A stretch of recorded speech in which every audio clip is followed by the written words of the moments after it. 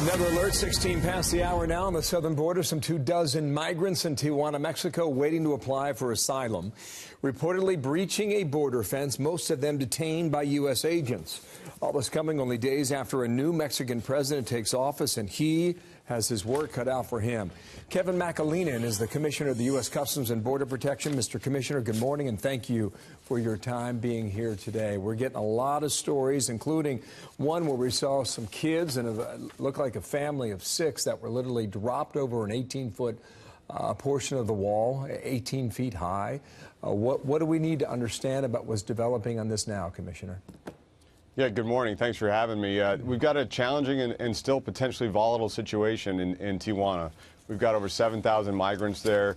They were well organized. They were brought to the border by a group that told them they'd be able to cross easily into the U.S. To present asylum claims, and that's not the case. So we've been working with the government of Mexico operationally and tactically on this, but as you saw and as you're showing your viewers, we do see individuals trying to cross illegally, both in the San Diego sector. We are addressing that activity, and then of course you saw the scenes of the family literally dropping children over the fence. That was out of Yuma sector in Arizona, also interdicted and apprehended by Border Patrol agents. Let me just stop you there. It remains because, a very challenging situation. We've got some surveillance video. I think it shows it. We'll just go ahead and show our viewers that. Do you know what happened or what came of this group? Yeah, so they were apprehended and taken into custody. They'll be turned over to ICE for appropriate processing. But that's what we see every day. And as we focus on this caravan in Tijuana, we should be mindful for your viewers that since that caravan formed in mid-October, we've seen 90,000 people come to our border, 85% of those crossing illegally between ports of entry, and all lured by the fact that our legal framework has huge gaps that create the opportunity to stay in the U.S. while awaiting a court hearing, even if they don't have a lawful permission or protection claim. So it's a huge challenge that we need to work with Congress to address. It sounds like the situation is getting worse and not better.